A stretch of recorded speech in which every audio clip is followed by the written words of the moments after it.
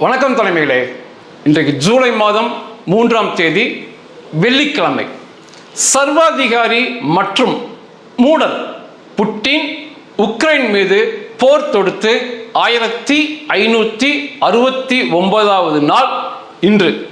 எந்தவித இலக்குகளும் இன்றி, ஏன் அவன் மூடன் சர்வாதிகாரம் சொல்றேன்னா, பல லட்சம் ரஷ்ய இராணுவ வீரர்களை இழந்தும் எந்தவித குறிக்கோளும் இன்றி இன்றைக்கு வரைக்கும் போர் தொடுத்து கொண்டிருக்கான்.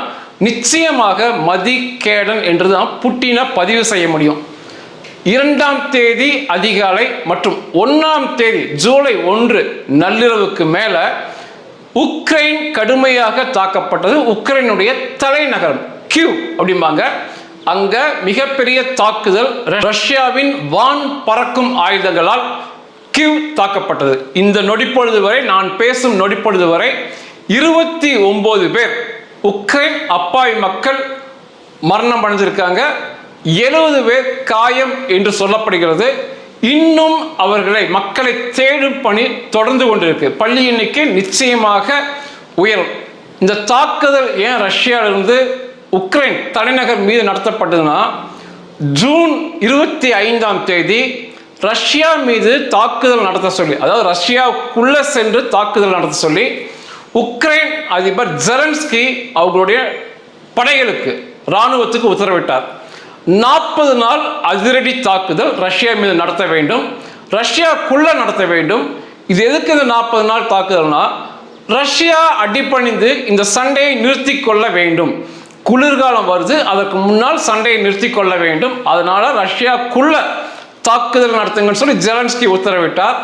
அவருடைய உத்தரவின் பேரில் ரஷ்யாவில் 2 பகுதி மிகப்பெரிய சேதத்துக்கு உள்ளானது. ஒன்று ரஷ்யாவின் தலைநகரம் மாஸ்கோ, இரண்டாவது ரஷ்யா உக்ரைன்ல முதலில் பிடித்த பகுதி கிரிமியாம்பாங்க. அந்த 2 பகுதியிலுமே மிகப்பெரிய தாக்குதல்கள் உக்ரைனால் நடத்தப்பட்டது.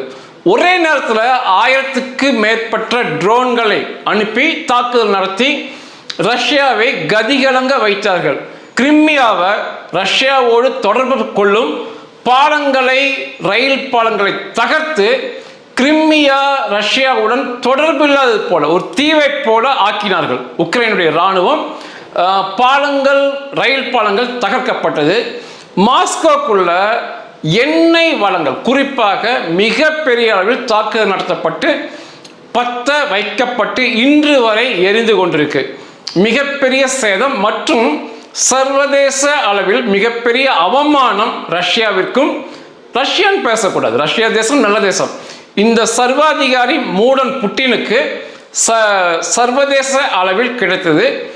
உக்ரைன் மிகப்பெரிய வெற்றியை பதிவு பண்றாங்க அப்படின்னு பேசினாங்க. ஆனா உக்ரைன் நடத்தியது மிக சரியான இலக்குகள் உள்ள தாக்குதல். பெரிய அளவில் ரஷ்ய மக்கள் கொல்லப்படல, 1 அல்லது 2 கூட மரண எண்ணிக்கை பதிவாகல. ஆனால் நாசம் பெரிய அளவுக்கு. எண்ணெய் கட்டுமானங்கள், அவருடைய இராணுவ தளவாடங்கள், ரஷ்யாவுடைய S-400 வான் பாதுகாப்பு சாதனங்கள், அதை தாண்டிய வான் பாதுகாப்பு சாதனங்கள், ரேடார்களை அடித்து, எண்ணெய் வளங்களை அடித்து, பாலங்களை அடித்து மிகப்பெரிய அளவு நிர்பந்தம் ரஷ்யா கொடுக்கப்பட்டது. அதற்கு பதிலடியாக தான் 2ஆம் தேதி அதிகாலை 1ஆம் தேதி நள்ளிரவு சொல்லலாம், உக்ரைனுடைய தலைநகர் கியூல இவங்க ரஷ்யாவுடைய தலைநகர் மாஸ்கோ அடிச்சாங்க. இந்த சண்டையில உக்ரைன் 3000 கிலோமீட்டர் செல்லக்கூடிய அவர்களின் சுய தயாரிப்பான பிளம்மிங்கோ ஏவுகணை உபயோகப்படுத்தினாங்க. 2000 கிலோமீட்டர் சென்று தாக்கக்கூடிய ட்ரோன்களை உபயோகப்படுத்தினாங்க உக்ரைன். அதற்கு பதிலடியாகத்தான் உக்ரைனுடைய தலைநகர் மீது இலக்குகள் அற்ற மூடத்தனமான தாக்குதலை ரஷ்யா மேற்கொண்டுள்ளது. ரஷ்யா தாக்கிய பெரும் பங்கு மக்கள் வாழும் அடுக்குமாடி குடியிருப்புகள். மிகப்பெரிய அளவு மக்களுக்கு தான் பாதிப்பு ஏற்பட்டுச்சு. அதை தாண்டி உக்ரைன்ல புக் ஷெப் என்ற ஒரு மிகப்பெரிய நிறுவனம், புத்தகங்கள் வியாபாரம் செய்யும் நிறுவனம், அவர்களுடைய மொத்த புத்தகங்களையுமே ஒரு இடத்துல வச்சிருக்காங்க. அந்த இடம் ஏவுகணை தாக்குதலுக்கு உள்ளானதால் 8 லட்சம் புத்தகங்கள் மொத்தமாக எரிந்து சாம்பலாக்கப்பட்டது. எனக்கு வந்து இதெல்லாம் பார்க்கும்போது, இந்த தாக்குதலை பார்க்கும்போது யாழ்ப்பாணம் பல்கலைக்கழக எரிப்பு தான் எனக்கு ஞாபகம் வருது.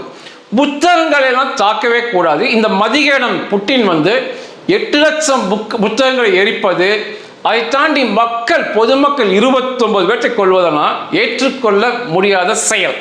இதற்கு உக்ரைனின் பதிலடி வருகின்ற நாட்களில் மிக பயங்கரமாக இருக்கும். இதை வந்து உக்ரைனுடைய இராணுவ மந்திரி மற்றும் உக்ரைன் அதிபர் ஜெலன்ஸ்கி பதிவு பண்ணியிருக்காங்க. மிக கடுமையான பதிலடியை கொடுப்போன்னு இருக்காங்க. அதை தாண்டி உக்ரைனை பாதுகாத்து கொள்ள உக்ரைனுடைய 40 நட்பு நாடுகள், ஐரோப்பிய ஒன்றியம், அமெரிக்கா உட்பட 40 நாடுகளிடம் உடனடியாக பேட்ரியாட் வான் பாதுகாப்பு சாதன ஏவுகணைகள், வான் பாதுகாப்பு சாதனங்கள் கேட்டிருக்காங்க. அதுக்கப்புறமா அமெரிக்காட்ட அந்த பேட்ரியாட் ஏவுகணையை உக்ரைனுக்குள் தயாரிக்க அனுமதி, லைசன்ஸ் கொடுங்கன்னு கேட்டிருக்காங்க. ஐரோப்பிய நாடுகள், உக்ரைனுடைய நட்பு நாடுகள் உடனடியாக இந்த வான் பாதுகாப்பு சாதனங்களை உக்ரைனுக்கு தர வேண்டும், போர் விமானங்களை தர வேண்டும், தாக்கும் ஏவுகணைகள் தர வேண்டும் என்ற முயற்சியில் உடனடியாக ஈடுபட்டிருக்காங்க.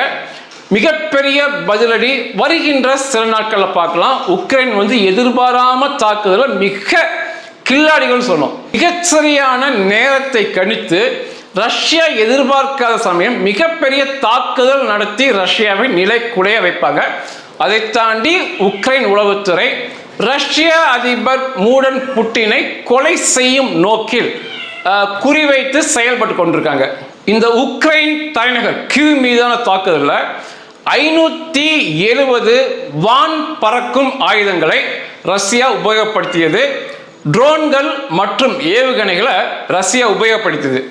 இதில் முக்கியமாக ஒன்று தெரிஞ்சுக்கணும், எப்படி உக்ரைன் ஏமாந்தாங்க அப்படின்னா, டெக்கோய் ட்ரோன்ஸ் நிச்சயமாக தெரிஞ்சு கொள்ளலாம். இந்த டெக்கோய் ட்ரோன்ஸ் அப்படிங்கிறது மிக மிக விலை மலிவானது. இதில் எந்தவித வெடிமருந்துகள், ஆயுதங்கள் இருக்காது.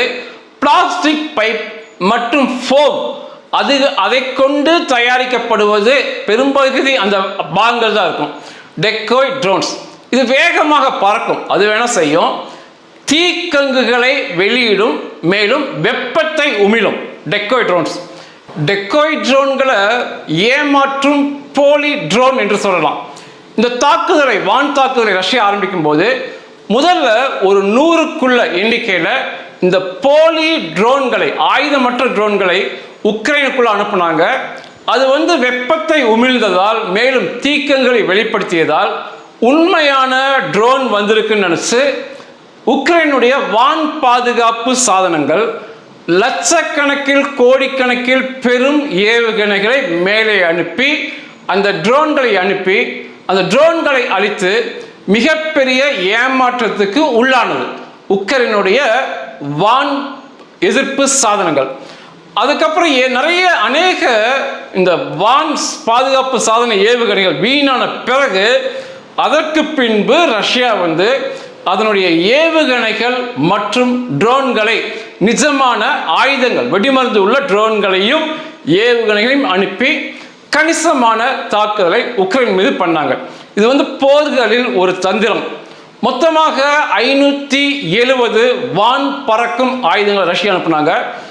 496 வந்து ட்ரோன்கள் மற்றும் போலியான ஆயுதமற்ற ட்ரோன்கள். 496, 74 மிசைல்கள், ஏவுகணைகள், பலாஸ்டிக் மிசைல், அதாவது நீண்ட தூரம் செல்லும் பலாஸ்டிக் மிசைல், மேலே போய் அதுக்கப்புறம் குறுக்காக வந்து கீழே இறங்கும் வேகமாக.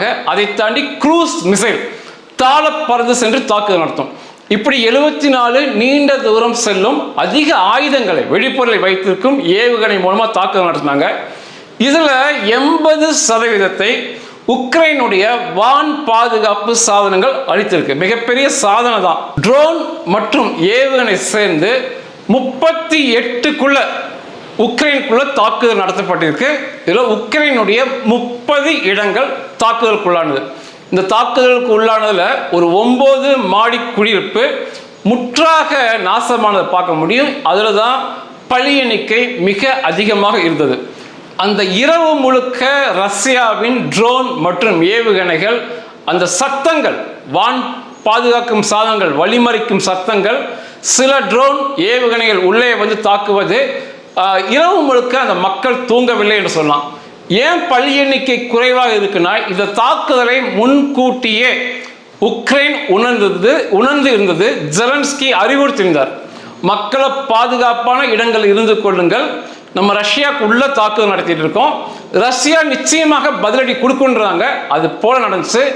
மக்கள் பெரும்பாலும் இரவுகளில் மெட்ரோ ரயில்வே ஸ்டேஷன் வாங்க, ரயில்கள் வந்து பாதாளத்தில் உள்ள போகிறது, அந்த இடங்களில் ஒரு பாதுகாப்பான சுரங்கங்கள் போன்று இருக்கும் பகுதிகளில் பாலங்களுக்கு அடியில் அந்த மக்கள் ஒளிந்து இருப்பது அங்கே வழக்கம். அதனால தான் பள்ளி எண்ணிக்கை குறைவு. இதுலேயுமே மக்கள் ஒளிந்திருந்த ஒரு சுரங்க ரயில் பாதை, அந்த வீடியோ இருக்கு, நான் இணைக்கிறேன்.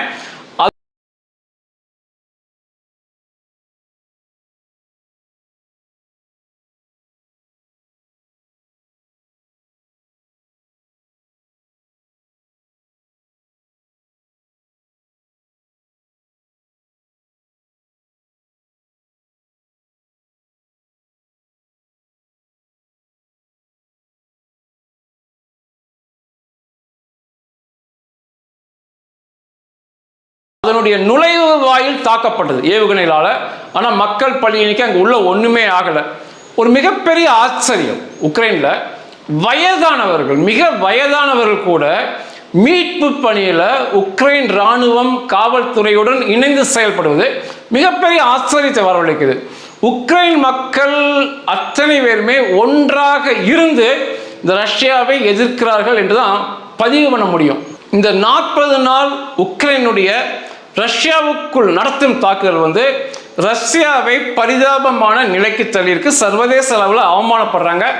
அந்த ஆத்திரத்தில் தான் கண்மூடித்தனமாக உக்ரைன் மீது ஏவுகணை ட்ரோன் மூலம் தாக்குதல் நடத்தியது. ஒரு வீடியோ இருக்கு, இணைக்கிறேன், நம்பவே மாட்டீங்க.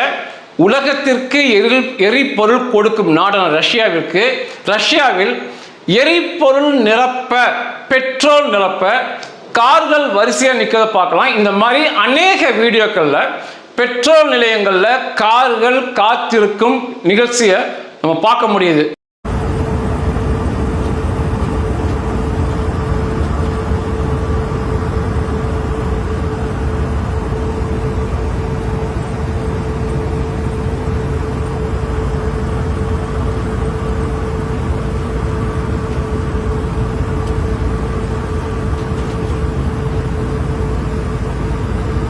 இந்த தாக்குதலில் வந்து இந்தியாவுடைய சத்தம் இல்லாத ஒரு சாதனையும் ரஷ்யாவிற்கு சரியான நேரத்தில் செய்த உதவியும் வெளிப்பட்டிருக்கு. உக்ரைனுக்கு இது கோபத்தை கொடுத்துருக்கலாம், ஐரோப்பிய நாடுகளுக்கு கோபத்தை கொடுத்துருக்கலாம். என்ன இருந்தாலுமே ஒரு காலங்களில் இந்தியா பாகிஸ்தான் போரின் சமயத்தில் அமெரிக்கா பாகிஸ்தானுக்கு உதவியாக வந்த பொழுது இந்தியாவிற்கு உதவியாக ஆயுதங்களை, அணுகுண்டு இருக்கும் கப்பல்களை, அணுகுண்டு உள்ள நீர்மூழ்கிகளை அனுப்பிய நாடு ரஷ்யா. அதனால் மறக்கவே முடியாது. சரியான நேரத்தில் உதவி பண்ணியிருக்காங்க. பெட்ரோல் தட்டுப்பாடு ரஷ்யாவில் இருப்பதால் கார்களுக்கு பெட்ரோல் நிரப்புவது மிகப்பெரிய பிரச்சனையாக இருக்கு. உலகத்தில் முதல் 5 நாடுகள் பெட்ரோலை அதிக உபயோகப்படுத்தும் நாடுகளில் ரஷ்யாவும் ஒன்று. ரஷ்யா மிகப்பெரிய நிலப்பரப்புங்கிறனால கார்களில் செல்லும் போது நீண்ட தூரம் செல்ல வேண்டியிருக்கும். ஒரு பகுதிக்கு தாண்டி செல்லும் போது நீண்ட தூரம் கார்கள் செல்லும், லாரிகள் செல்லும். அதனால வந்து அங்கே எரிபொருளுடைய தேவை முதல் 5 நாடுகள் உலகத்தில் ரஷ்யாவும் ஒன்று.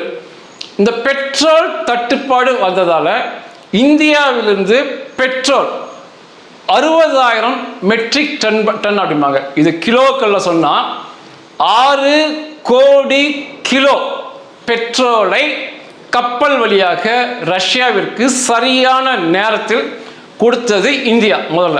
அதை தாண்டி இன்னுமே ஒரு 4 கோடி கிலோ பெட்ரோல் ரஷ்யாக்குள்ள போக போகுது. இந்தியா செய்திருக்காங்க. மிகப்பெரிய செய்தியாக சர்வதேச அளவில் இது வந்துட்டு இருக்கு. நாளைக்கெல்லாம் இங்கே வரும்.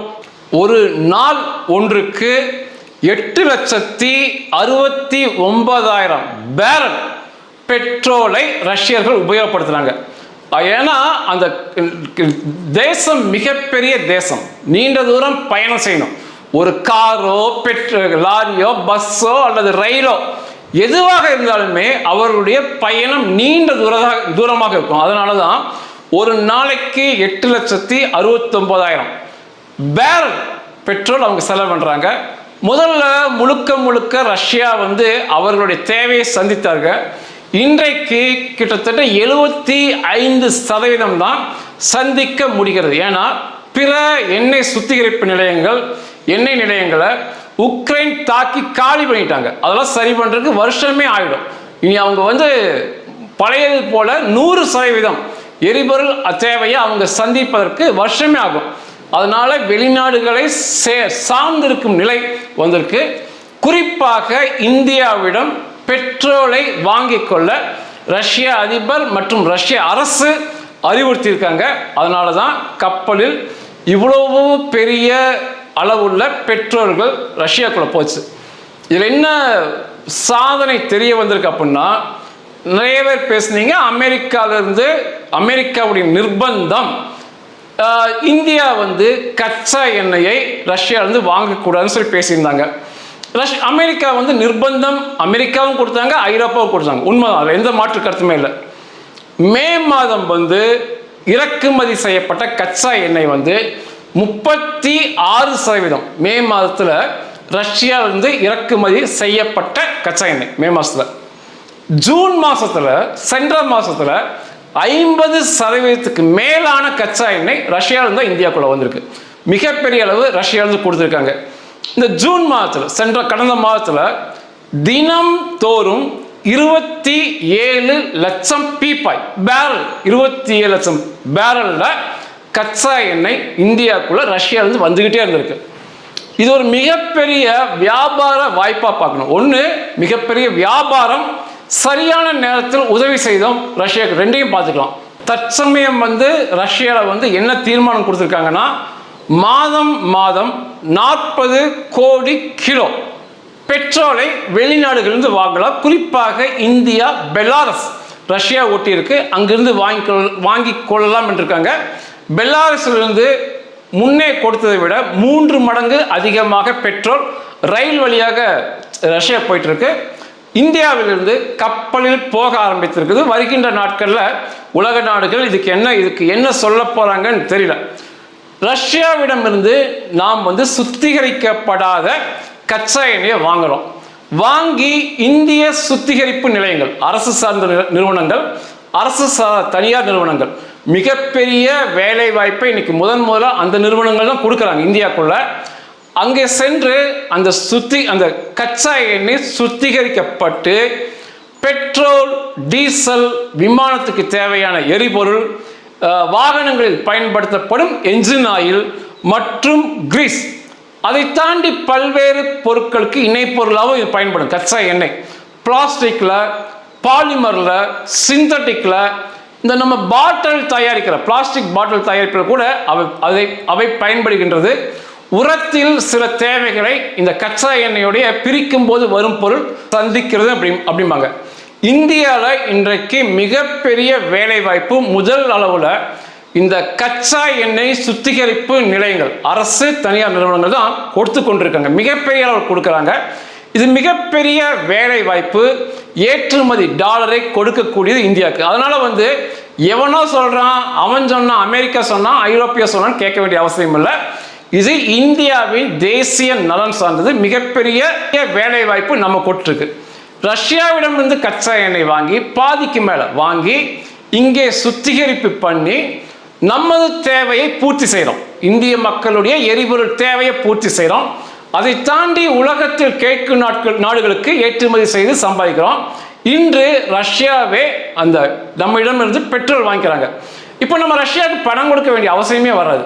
ரஷ்யாவிடம் கச்சா எண்ணெய் வாங்குறோம், அதில் ஒரு பகுதி ரஷ்யாவுக்கு திரும்ப பெட்ரோலாக போகுது, நமக்கு லாபமும் கிடைக்கும், ரஷ்யாவுக்கு பணம் கொடுக்க வேண்டிய அவசியம் வராது.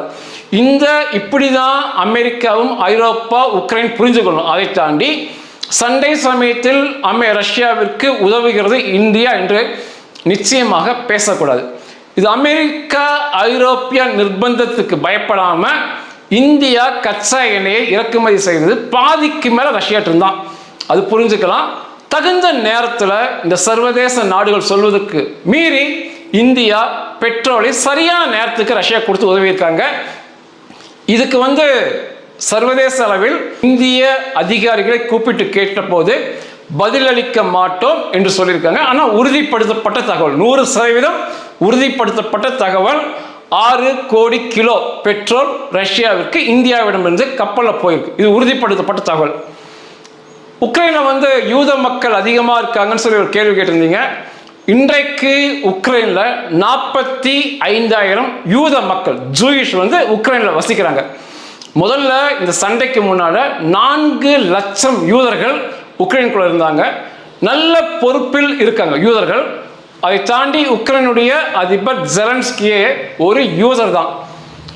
ஐரோப்பிய நாடுகளில் 4வது நாடு, முதல் வரிசையிலிருந்து 4வது நாடாக யூத மக்கள் அதிகம் வாழும் இடமாக உக்ரைன் இருக்கு. உலக அளவில் பார்க்கும்போது 11வது இடத்துல உக்ரைன் வருது. யூத மக்கள் மிக அதிகம் வாழ்றதில்ல. 45,000 பேருமே சரியான இடங்களில் ஆட்சி செய்யும் அதிபராக, செல்வந்தர்களாக, ஆட்சியை வழிநடத்துபவர்களாக உக்ரைனில் யூத மக்கள் இருக்காங்க. கியூ மீது நடத்தப்பட்ட தாக்குதலுக்கு மிகப்பெரிய பதிலடி, அதை விட மிகப்பெரிய பதிலடி ரஷ்யாவுக்கு இருக்கு. எந்தவித மாற்று கருத்துமே இல்லை. ரஷ்யா போல முட்டாளை போல அந்த மக்களை கொல்லாமல் தேர்ந்தெடுக்கப்பட்ட இடங்களை நாசம் பண்ணுவாங்க உக்ரைனில். உக்ரைன் அதிபரும் சொல்லியிருக்காரு, உக்ரைன் இராணுவ அமைச்சரும் சொல்லியிருக்காரு. எதிர்பாராத நேரத்தில் தாக்குதல் நடத்துவது உக்ரைனோட சிறப்பு. கடைசியாக 25ஆம் தேதிக்கு மேலே ரஷ்யா மீது தாக்குதல் நடத்தும் போது ரஷ்யாவே எதிர்பார்க்கல. 1000க்கு மேற்பட்ட ட்ரோன்களை, ஏவுகணைகளை ஒரே நேரத்தில் அனுப்பி ரஷ்யாவை திக்குமுக்காட வச்சாங்க. அதை போல தாக்குதல் நடத்துவாங்க. ஏற்கனவே அந்த தலைநகரில் உள்ள எண்ணெய் வளங்கள் பற்ற வைத்து இந்த நொடிப்பொழுது வரை அணைக்க முடியாமல் பற்றி எரிகிறது. ரஷ்யாவிடமிருந்து இருந்த உலக புகழ்பெற்ற வான் பாதுகாப்பு சாதனம் S-400 போன்றவை அடிபட்டு, வான் பாதுகாப்பு சாதனங்கள் பெரிய அளவில் ரஷ்யாவில் அடிபட்டிருக்கு. அதை தாண்டி இந்த போரை முடிவுக்கு கொண்டு வர இந்த 40 நாள் ரஷ்யாவுக்குள் தாக்குதல் நடத்தும் திட்டம் இல்லை, தாக்குதல் போயிட்டு இருக்கு. அதையும் தாண்டி இது உண்மையான முடிவுக்கு இந்த போரை கொண்டு வர ரஷ்ய மக்களும் உக்ரைன் மக்களும், ரஷ்ய இராணுவ வீரர்களும் உக்ரைன் இராணுவ வீரர்களும் ஒரு மகிழ்ச்சியோடு உயிரோடு இருக்க வேண்டும் என்றால் புட்டின் இருக்கக்கூடாது உலகத்தில் உயிரோடு என்ற நிலைப்பாட்டில் உக்ரைன் இருக்காங்க. நிச்சயமான அதற்கான முடிவை, புட்டினை கொல்லும் முடிவை விரைவில் அதையுமே செய்வார்கள். நன்றிகள்.